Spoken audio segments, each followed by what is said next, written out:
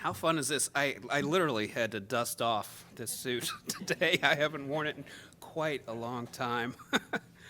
I have a distinct pleasure today of introducing Bob Grote. Bob Grote is a longtime friend and business associate of mine. I'm going to give you a little overview on Bob, but it doesn't nearly touch his character. He's a fun, very smart, very driven guy, and I think you'll enjoy hearing from him. Bob, his background is he's an engineer by schooling, salesman by nature, and businessman by practice. He joined Grote Company in 2000, became CEO in 2008. He now spends his time developing industry partners and seeking the latest food technologies. The Grote Company, by the way, is a global company, multinational. He currently serves as director at large for the FPSA and chairman of the MISA Foundation. In other words, he's a big wig in his industry, a muckety-muck, if you will. Bob was born and raised in Central Ohio. He returned to marry his wife, Gina, who's joining us this morning, with whom he recently celebrated their 29th anniversary. Congrats. And they have 3 grown children that are all a ton of fun to know. Bob, please come on up.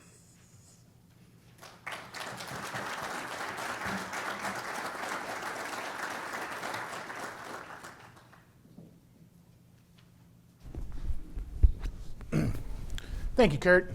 Can I be heard? Good. I usually don't have that problem anyway, so much appreciated. Thank you for the opportunity to speak. I honestly spent some time trying to figure out what I was going to talk about, because everybody's talking about the pandemic and all those kind of things, and yeah, that's important. Obviously, it's right there on top of our heads. And so, what do you do? Where are you going? What are you going to try to do as you go forward? I thought about a lot of things that I learned through it all, and I'll try to highlight what I learned. It may not be relevant to you and your situation, but I can tell you it was to me. So where do I go from here? So let me paint a picture real quick. You look back, March of last year, I'm on plan, the business is on plan, life is great, and then wham, we're gonna shut down. We're gonna shut things down. What does that mean? You know, everybody's coming into work going, what, we're gonna shut down? And I'm like, no, we're not gonna shut down. We're an essential business. We make equipment for food processing. We have to feed people. There's no way we're shutting down. And there's a lot of upheaval. Everybody's afraid, right? Fear is rampant. So what do you do with the fear? So I quickly made an announcement before they even shut everything down and before they made us officially a essential business. I said, we are an essential business, and I'll go to the wall claiming that I'm an essential business. We're coming to work. That's what we're doing. We can't shut down. And that gave somebody a purpose. That gave all these people a purpose, a reason to get up in the morning and to be less fearful. That's important because we are all afraid. We all had no idea what's going on. We didn't know if this was going to kill half of us. We didn't know anything, right? And so, given a purpose, given a reason to get up in the morning, and given a desire to go perform what you do every day and to have some normalcy, but also doing it for the right reason, really made a difference with everybody's head. And communicate. We would do nighttime town hall meetings twice a day to our different sites around the world to explain what's going on. And we over-communicated, and we communicated to their family too, directly literally into their living rooms, and talked to them. Just let them know how we're doing, what we're doing, because they're scared too, right? They don't know what's going on. We were very flexible.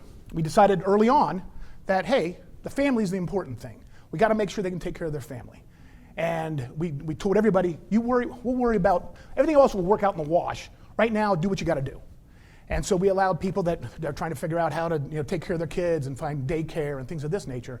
And we were very flexible in that regard. And everybody was great to work with. As soon as you allowed them to make good decisions, as soon as you allowed them not to be worried about their job, then all of a sudden people are going, they're working out the different, I can come in at like 3 a.m. and work till 10. Is that okay? It's like, yeah, let's do that. And it really became it was kind of exciting to watch everybody work together. So the other things, as we went into this, and again, every day was new, every day was crazy, right? We had 3 things that we kind of put up as what we're gonna guide all of our decision making by. First one, we said, we're gonna keep our associates healthy, both physically and financially. That's our goal. I don't know how long I can do that, but I'm gonna do that. So there was no cutting people, there was no cutting pay, there was none of that. We said we're gonna do this as long as we can. We're gonna keep everybody on no matter how bad business gets. And it got bad. We're going to service our customers. We're going to make sure that people can get fed in the world. And so by doing that, by taking care of our customers in the field, by making sure they can make food, then I can get food out to the restaurants. Well, the restaurants close, right? Well, then I can get food out to the grocery stores and things of that nature.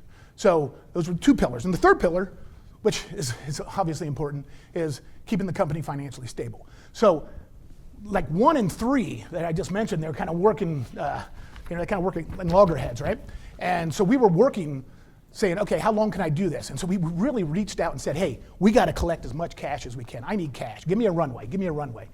And so we started working with some of our big customers who maybe wanted to delay a project and things because of that, and said, okay, I can delay it, shipping it, I can delay making it if you make payments here, here, and here. And we ended up doing a very, very good job of collecting a lot of cash, building a good cash base, so we had options. And that was amazing.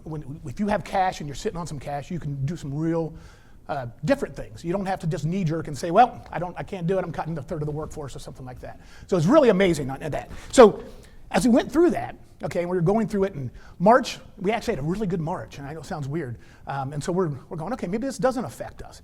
Past recessions were pretty, fungible. It's not too bad. It won't hurt us because we have a big aftermarket business and factories are still running. Well, guess what? In April and May, if you remember reading the news, these big factories out in the middle of our country were shutting down, right? And all of a sudden, if they shut down, they're not buying blades, they're not buying blade guides, pulleys, anything from me. Well, my business just tanked. Oh, it was horrible. April, May, and a lot of June actually was just terrible. Everything went to bad.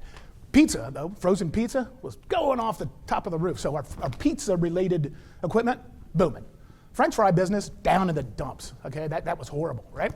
Frozen foods was going well, was going very, very well. Sandwiches, fresh sandwiches, terrible, because no one's going to the office, and so no one's stopping to get a fresh sandwich from a convenience store or wherever. And so at the end of the day, it was a big mishmash, but it definitely hurt. So enough about what happened. Let's think a little bit about what I learned. Interesting thing about people that were scared. I mentioned in the beginning that I gave them a focus, gave them a purpose, that everybody kind of gravitated. It was a rallying cry, right? The other thing fear gave us, was some forgiveness for me, some leniency. That if I make a bad decision, it's okay. They understood that I had no idea what was going on either, right? And I'm making the decision with the best of my ability and what we know right then and there. I may change my mind later, and you are able to, which is just amazing to me. I never realized that dynamic when people need you to make a decision. You make it, but they're not going to judge you, I guess, overtly based on that decision. They're just happy that, okay, we're moving this direction. It was really kind of interesting to me. Another thing I learned is this remote working stuff, it really works. I'm an old Luddite. I said, there's no way. If you would ask me a year and a half ago if I'm going to have, 2/3 of my office staff working from home, I would have laughed at you. There's no way. Well, guess what? It works, and it's pretty awesome. And we'll continue doing some of that. We'll do what is best for that individual, and let them either work in the office if they like it, or work at home. We can make this work. And so I learned a lot, and boy, did I grow up. It also affects how we design our infrastructure going forward. Not only IT and things which are obvious, but like our structure, our building. I mean, we have to renovate our Columbus operations here shortly.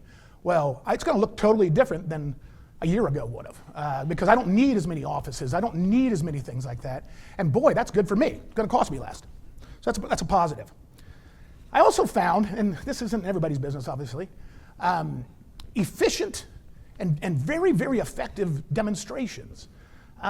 We demo a lot of our equipment. So let's say somebody wants to say, hey, can you slice pepperoni and put five little pepperoni slices on this little piece of bread?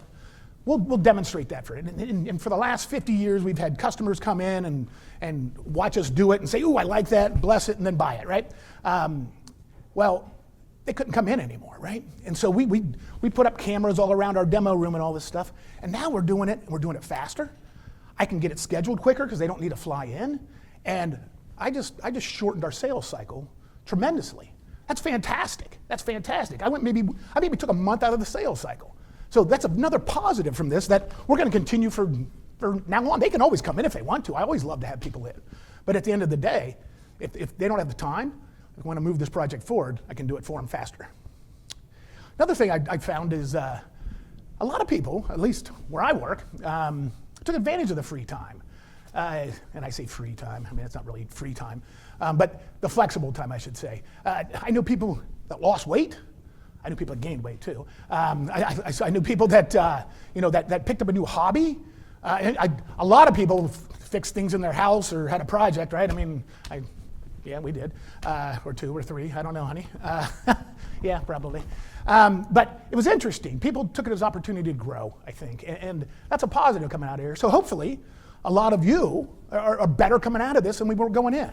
And I'd like to believe I am, because I've learned something. It's also, it sounds squishy. It was a great time for self-reflection, because you did have, quote, more or less cluttered time, I should say, is probably the best way I'd put it. You didn't have, at 6 o'clock I got to meet these people, at 7 o'clock I got to meet these people, and you're doing all those things. It's less hectic. And you had time for a lot of self-reflection, finding out what's important to you, where you want to go, what you want to do. My self-reflection time used to be sitting on an airplane, and I wasn't doing that. But I found that, wow, the relaxation of not having to go meet someone for dinner, a business dinner, and things like this, and being home, I could be very reflective upon where I want to go as a human being and where I want to go as a business leader. I mentioned cash, and we collect a bunch of cash. Wow, the bankers are going to hear me say this, but man, debt's great, especially when the money's so cheap. But man, having cash like we did gave you so many options. I will never, ever not have a chunk of cash to sit on. Okay, that's what we're going to have, because then you can make decisions that unencumbered, and that's important. And we got to make decisions that are best for our employees, the best for our business, and the best for our customers, because we had the cash. So that was huge for me. And in fact, my business partner and the founder of our company, Jim Grote, he's always been, get the money while it's cheap, just get it. And he's reversed his tune a little bit, and he's 78 years old. So you can change, right? Other things I learned. And these things, it was interesting to me because they got 2 sides of this coin. We all were further apart, right? You didn't see people. Some of the engineers that work for us, I haven't seen in a year. It's crazy, other than a little video, screen. But I think we're all closer. The vast majority of us are closer. You miss that bumping into them while you're going to get a cup of coffee and things like that. But I think we all recognize that we like people and we like to be around people, and so we would reach out a little bit more. We would have more interactions with these people because they're not here. I know that sounds really weird, but we did. And I believe we became closer as a company, and by all means, I've heard many people say this, you became closer to your family because I was home every night, right? It was weird. It's never in our 29 years of marriage have I been home every night, day in, day out. Okay, yes, the flip side of that is it drove me nuts because I'm used to traveling. Not because my lovely wife isn't with me, I'm just used to traveling. And so it was a change for me, but boy, I began to like it. And then we began to count on it. And then next thing you know it, you're sitting there planning, well, Tuesday is wing night, Wednesday is charcuterie night, Thursday, and next thing you know, it becomes a routine, it's kind of fun, and then you're trying to spice it up, and wow, we became closer, there's no doubt about it. And hey, who doesn't need a reinvigoration of your marriage after 20 some odd years, right? It was good, a good poke. Remote working, very powerful, okay? I said that before, I learned this, and I believe it, we can do it, and it's gonna help us grow, less cost, and all those other good things. And I can go search out the best people, hell, in the planet to work for me instead of just Columbus, Ohio, or Creston, Iowa, or Boise, Idaho. So doing that excites me, but it doesn't take away the value of this face-to-face stuff. No one's gonna buy a $250,000 piece of equipment off me until they see my face, okay, or somebody's face, right? They're not gonna do it. You don't do it as a whim. You really don't. And so, yes, you can use the virtual, but I think it's really enhanced that need to be in front of people, to talk to people, to have that, look them in the eye and say, oh, I trust you, okay? There's a lot of things. You don't get that same over a video. You really don't. So I love the fact that I believe in it now, but it also reaffirms the fact that, no, you still got to get out there and you got to knock on a door. You can't just do one. The other thing I learned, and I say this to everybody because in this room, I'm guaranteed there's 70 some odd different ways that people are doing it. Everybody's coming out of this pandemic differently. Everybody feels differently about it. Everybody felt differently about it during it. Some people are more on the cautious side. Some are less on the cautious side. Some are ready to get going. Some are now trying to figure out how do they get going. We have all those types that work at our company. And in that case, let's be cognizant of that and help everyone through it based on where they're at in their journey back. Because it is a change. For a year, people didn't leave their house, some. Okay, some people didn't, imagine getting on a plane for your first time, things like that, after all that. And so there's a lot of fear still out there. And I think as a business leader, you gotta be cognizant of it. And you gotta recognize that, everybody's gonna do it a little differently. And I may be very upfront, bold, and I don't care, bring it on, you can't kill me. But this next guy maybe not like that. So keeping that in mind, I think as we go forward is important. How am I doing on time? Okay, good. I'll wrap up soon, I promise. I don't rap too much. So, those are some learnings I had. Opportunities. Everybody knows there's opportunities when you come out of the recession, right? If you can be in a position to take advantage of them. And Jim Grote just preaches that stuff. He says, you gotta keep your muscle, you gotta keep it intact during the recession so you can come out faster than the next guy, right? You gotta come out flying. You gotta come out and be able to make decisions, make the thing, and he's exactly right.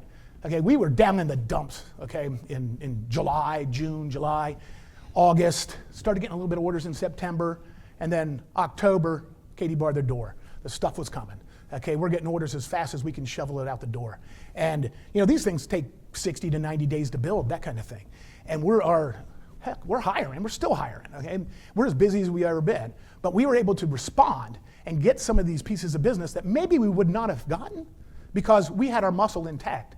You can't learn to go build a Grote piece of equipment in a day, okay? So I hire a new person. They're not actually productive for 6 months, 8 months.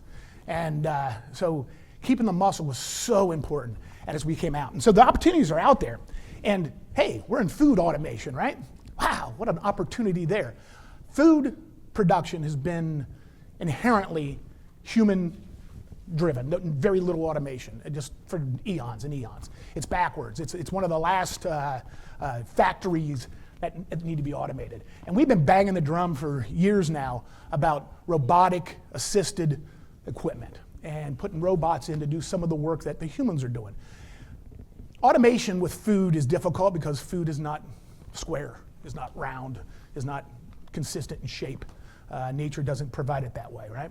So as you look at it and as the opportunities are starting to rise now with vision technology, with robots, with things that allow us to now manipulate this product in ways that only humans could do before. This is exciting. And what happened was when they had to shut down some of these factories and all these things, the people, the processors, finally go, hey, I need robots. They don't even know what that means. They just go, I need robots. And we'll get phone calls. Hey, you got robots? I need robots. And it's ridiculous, okay? But that heightened awareness is exciting for us, okay? It literally ramped up the acceptance of robots in our equipment or in our industry, I bet you by 5-6 years. Easy. And that's exciting. That's exciting for an automation company like ourselves too.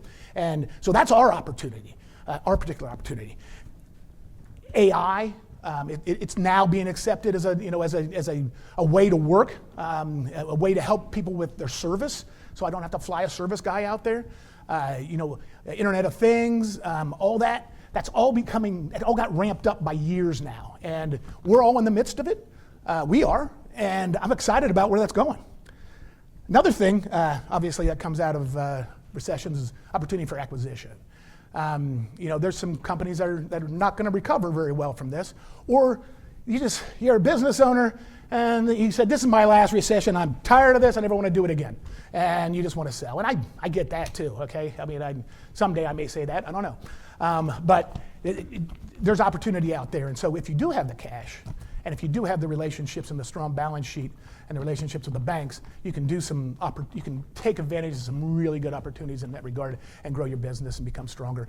And the thing I like to point out, and people always just, because I am a I'm a rootin' tootin' capitalist, okay? I really am. Okay, that's what I am. And when you look at why you want to grow, I always get this, and so this comes to my head every time I say grow your business. Everybody goes, why do you want to grow your business? And Jim Grote puts it rather bluntly, only half tongue in cheek. He goes, well, we should get bigger because the good people should have all the money because they'll do good things with it. And he doesn't mean it exactly that, as you know, but it's pretty succinct that says, look, good people, you grow your business, you make more money, you do good things with it, okay? So it's capitalism, but with a good side, okay? It's capitalism, but you know what? We're cognizant of the good things out there. Jim Grote's mantra, what the heck is it? I got one of these in my pocket. Hold on. Everybody knows what it is? Well, not everybody. I do. He lives by these. The golden rule, do the right thing, and lead with love. And leading with love is a kind of a cool thing. That's called assuming that this person you're dealing with has good intentions. Assume that. Go into that. No matter what their decision was, no matter how much you question, assume they have good intentions. And then you know what? Your decision making, your conversation, and the way you progress that relationship will be much better. So, expect the unexpected.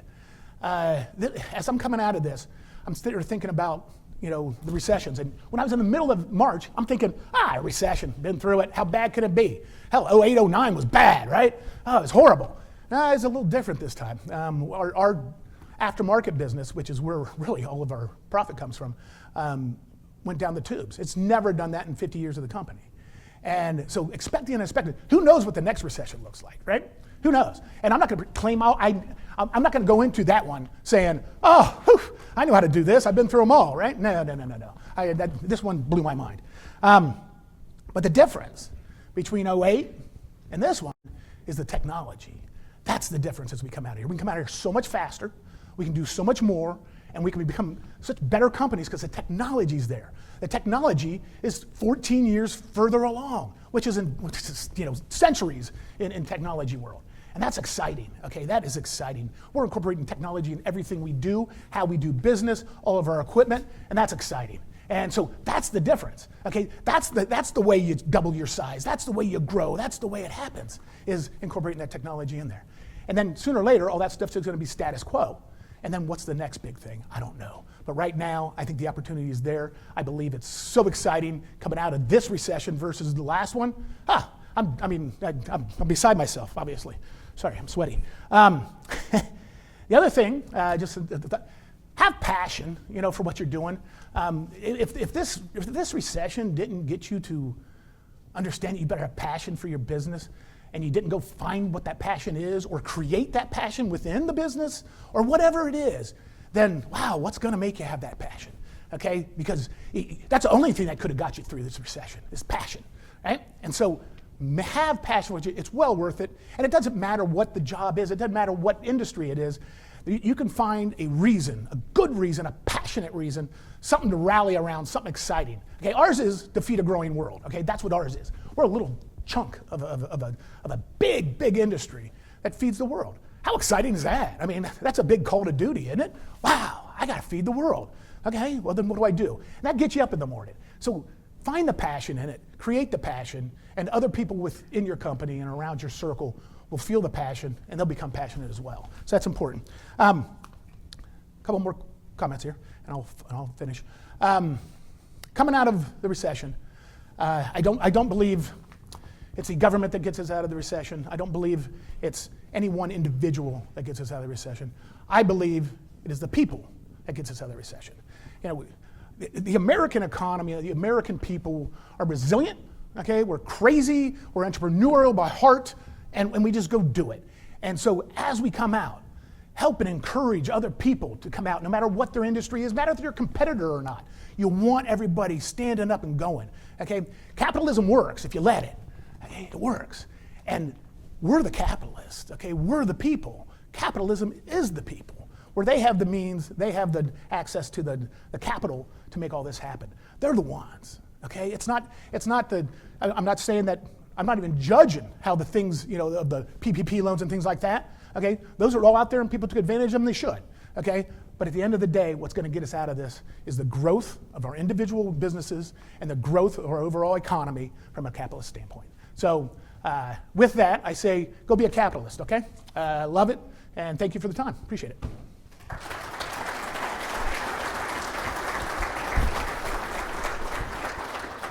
We got time for 2 or 3 questions. Yes, sir. You talked about the cash, Yes. the PPP loan. Did you guys take advantage of that? Yes, we did. Absolutely. And that helped a lot. That gave me a lot more runway. Absolutely. And just a funny story. I'm the luckiest man in the world, by the way. And my CFO was the smartest man in the world because we didn't know this, but we ended up figuring out the little numbers and all that stuff, and it was 1.993 million is what it was, just under that $2 million mark. And when they came out and said they're going to audit anything $2 million and up, I went and hugged my CFO. But yes, we did. And I'll tell you how, okay? Because it was hard for me to make that decision, and I'm glad you bring it up because I am a flaming weird capitalist. I mean, look at this. I mean, come on. Okay? And that's what I am, right? Okay? And so, as I sat there and thought about it, I said, okay, so how can I take money from the government, right? That was hard for me, okay? It was against everything I believe in, right? And what I did was, I said, wait a minute. I can do it because I'm going to keep all these people employed longer, okay? And I can keep these people employed, which is better than putting them on the unemployment line, right? I can keep them here, and we can do something productive, and I can give them a reason to get up in the morning and not just wait for me to recall them or go look for another job. And that's why I did it, okay? And I did it for them, because otherwise I would have ran out of money sooner or later, okay? Because we weren't making any. I mean, we were losing a lot. And we ended up, one of our divisions lost serious money last year. And we could have done something different if we wanted to, but we didn't. But yes, I did take it. Very good question. So. Good. Maybe one more. There you go. So you're hiring.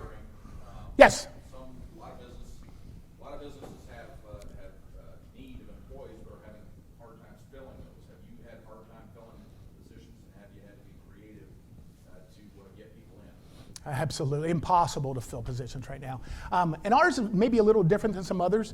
The vast majority of our positions are very technical in nature.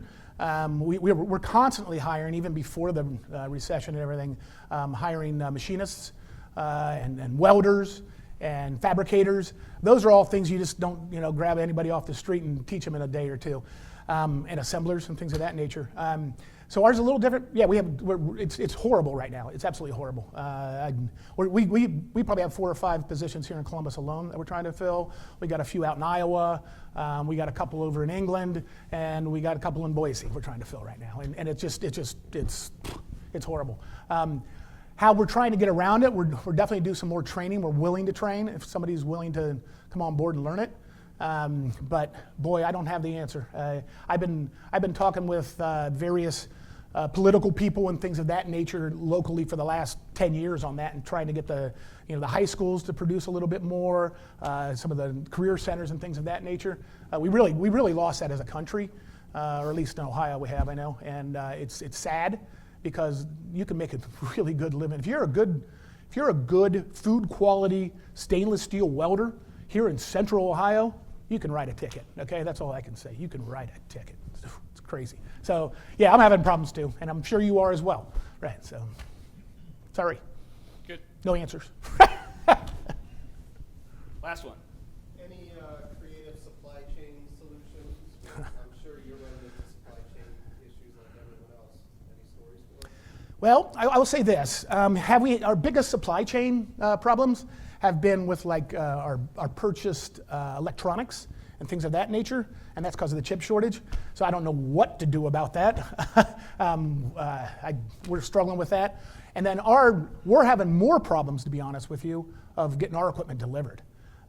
International shipping is horrendous right now. I can't get a container to save my life. And so what we do is we'll sit there and got to ship a piece of equipment, and we'll call them up and, hey, we want a container. It used to be, oh yeah, we'll pick it up on Wednesday and ship out that weekend. Everything was great. Now it's like, well, we'll let you know when you can get one. And so our customers now are waiting longer. So we started flying some things because that is more reliable. I can fly it, but then all of a sudden you fly a 2-ton piece of equipment, that costs you something, right? That costs you some serious money. So all I have is bad stories, not solutions to that too. I have a really great supply chain manager, and he got ahead of it though. I give him a lot of credit. We put a lot of orders in for steel before the prices shot up. I mean, steel's up 20, 25%, ugly numbers. And he's done a good job at making sure we have the right inventory. So it's just really starting to hit us now, and it's starting to affect some shipments for us. So ask me in a month, and I'll tell you a little bit more about what we're trying to do to fix it. But it's just starting to show up. I mean, we had a long conversation about it on Monday, and it's not going to get better anytime soon. So no answers. If you have an answer, you can let me know. I'll pay for you. Awesome. Thanks, Bob. Thank you. Appreciate it.